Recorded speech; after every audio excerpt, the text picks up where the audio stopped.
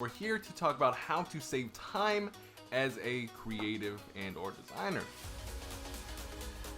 What is going on, guys? It is your boy Brandon Groce. I'm a designer and digital strategist for Fortune 500s, and we're here to talk about how to save time as a creative and or designer. So with that said, guys, if you are new to me and or my IGTV, what I want you guys to do before we continue is hit that like button. Let's hop into the content. All right, so what we're going to do is talk about how we're going to save time, but really want to talk about how to do that through outsourcing.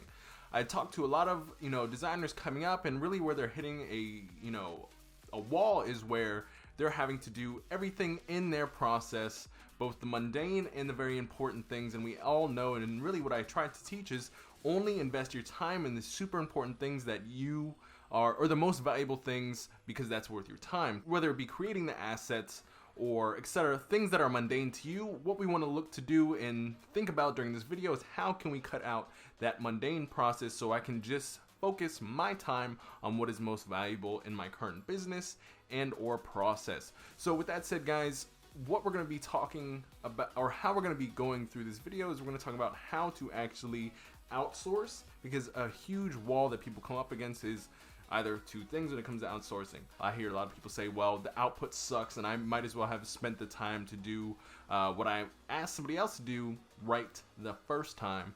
And the other side of that is, good people cost a pretty penny. They're expensive. So I rather keep the money myself and do what the mundane task was anyway. But really, when I started learning how to outsource correctly, is that there's a thing called an SOP. And really what that is a standard operating process or procedure. And really what that means is our job as a business owner or somebody who's managing a team is creating a system that we can process people through, so that really what we're doing is we're trying to take a person through a process to get a consistent outcome.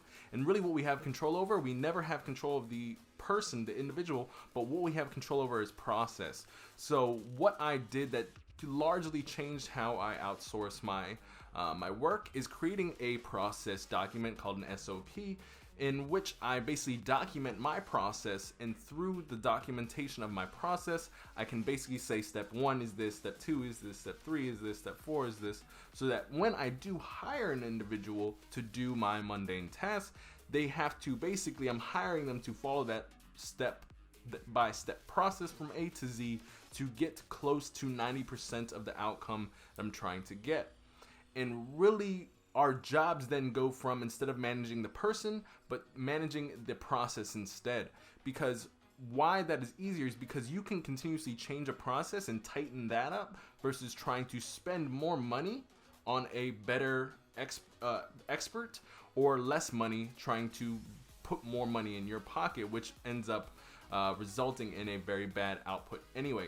So let's just keep our heads on the process right now, and what I want to get into your heads is the first step. So how we get to creating a SOP or a process document is literally when you are going through your process of creating an asset or video editing. Write down, open a document, just mine are in Google Docs, super simple, and write out at the top of the page what the process is this for. Is this for video editing? Is this for creating cover images? Is this for creating icons? And then go through not only the steps that you take, but the thoughts that you also have. So for example, in some of my video editing and some of my cover designs and other asset designs, I basically not only give them steps of what it is that I would do myself, but also thoughts that I would have and ask myself if what I'm looking at is good enough.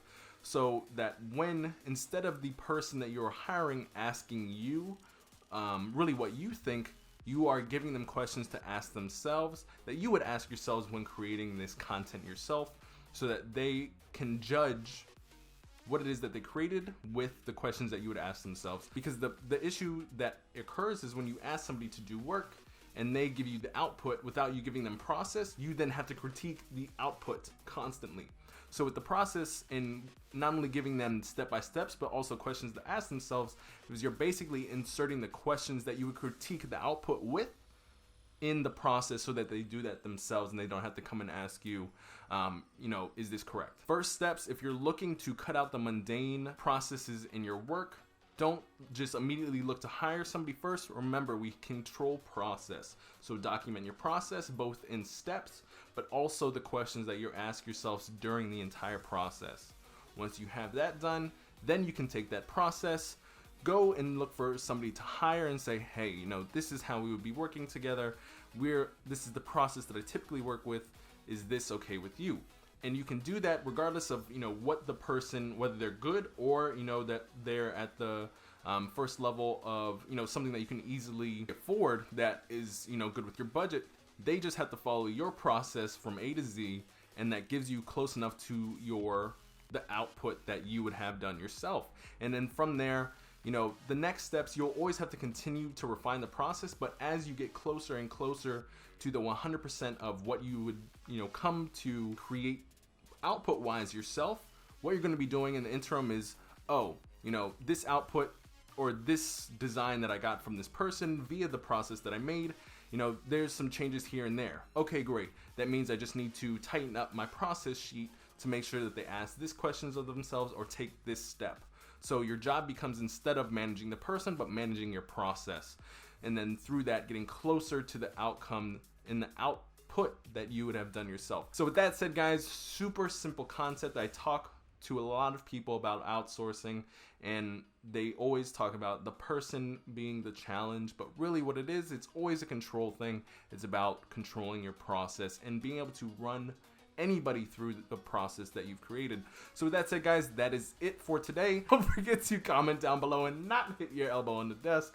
And don't forget to follow, like, and share this video with your friends. All right, guys, Brandon Groce, your favorite designer and digital strategist, out.